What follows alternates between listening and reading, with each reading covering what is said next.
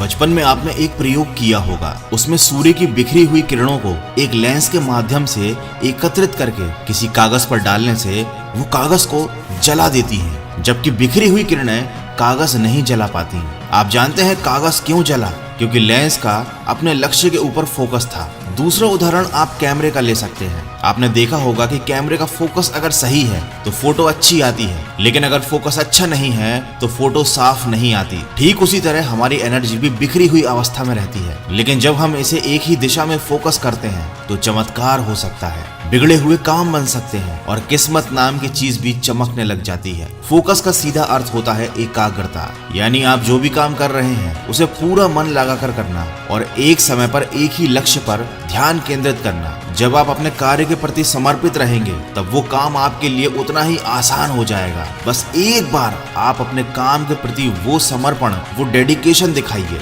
फिर आप खुद इसके नतीजों से हैरान रह जाओगे। लेकिन फोकस करना जितना लोग आसान समझते हैं उतना आसान भी नहीं है, लेकिन असंभव भी नहीं है। बस आपको सही तरीके से, सही दिशा में सकारात्मक सोच के साथ, दृढ़ता के साथ आगे कदम बढ़ाना है। तो आज मैं आपको बताऊंगा लक्ष्य पर फोकस करने के 9 टिप्स जो आपकी काफी हेल्प करेंगे। अपने कार्य क्षेत्र मतलब अपने वर्क स्पेस को सिस्टमैटिकली व्यवस्थित रखें। आप चाहे घर पर हो या ऑफिस में काम कर रहे हो, एक साफ और व्यवस्थित जगह होने पर आप काम पर ज्यादा ध्यान केंद्रित कर पाएंगे। इसीलिए अपने आसपास से वो हर चीज हटा दीजिए जो आपका ध्यान भटकाती है, आपके हाथ का ये मोबाइल भी। दूसरा जो इम्पोर्टेंट पॉइंट है वो है लिस्ट बनाइए। हर दिन या हर सप्ताह की शुरुआत में अपने कामों की एक लिस्ट जरूर बनाइए, ये आपको ज्यादा फोकस करने में मदद करेगी। लिस्ट के अकॉर्डिंग जब आप एक समय पर एक काम करेंगे तो आप बहुत ज्यादा फोकस रह पाएंगे और इससे आपकी एफिशिएंसी भी बढ़ेगी। तीसरा पॉइंट है छोटे छोटे ब्रेक लीजिए।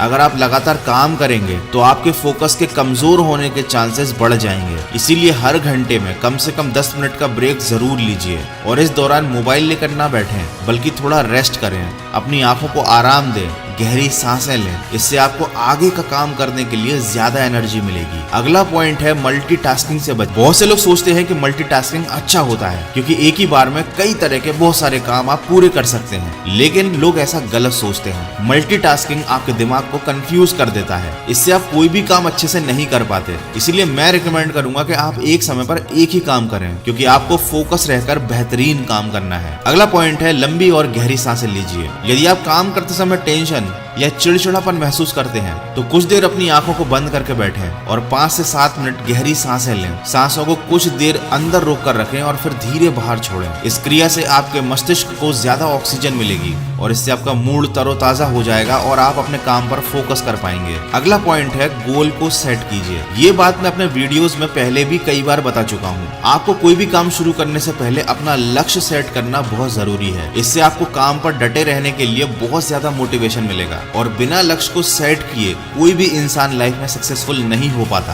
क्योंकि जब आपको पता ही नहीं होगा कि आपका अल्टीमेट गोल क्या है तो आप बिल्कुल लक्ष्यहीन हो जाएंगे। अगला पॉइंट है स्टे मोटिवेटेड। अगर आप डिस्टर्ब होने से बचना चाहते हैं, अपने काम के प्रति और ज्यादा मोटिवेटेड रहना चाहते हैं, तो सबसे बढ़िया तरीका है कि आप अपने काम को पूरा करने के लिए मोटिवेटेड रहें। आप अपने घर में और मोबाइल के वॉलपेपर पर लिख लें कि आपका लक्ष्य आपके लिए क्यों जरूरी है। इससे आपकी नजर आपके लक्ष्य पर दिन में कई बार पड़ेगी। ये चीज आपको याद दिलाएगी कि आपको काम के प्रति फोकस रहना कितना जरूरी है। आपको बार बार ये चीज याद आएगी कि लक्ष्य पूरा होने के बाद आपको क्या मिलने वाला है और इससे आपका मोटिवेशन बना रहेगा। Last but very important point is turn off your notifications. यकीन मानिए 90% नोटिफिकेशन जो आपके स्मार्टफोन पर आते हैं वो आपके बहुत ज्यादा काम के नहीं होते, ये केवल आपका ध्यान भटकाते हैं। अगर आप वास्तव में फोकस रहना चाहते हैं तो आपके मोबाइल के बेफिजूल के नोटिफिकेशन को बंद कर दीजिए। अब आप बोलेंगे कि इतना बड़ा और महंगा मोबाइल लेने का फायदा ही क्या जब आपको उसके नोटिफिकेशन ही बंद करने पड़े। तो दोस्त याद रखिए, कोई भी मोबाइल आपकी जिंदगी, आपके लक्ष्य से बड़ा नहीं है।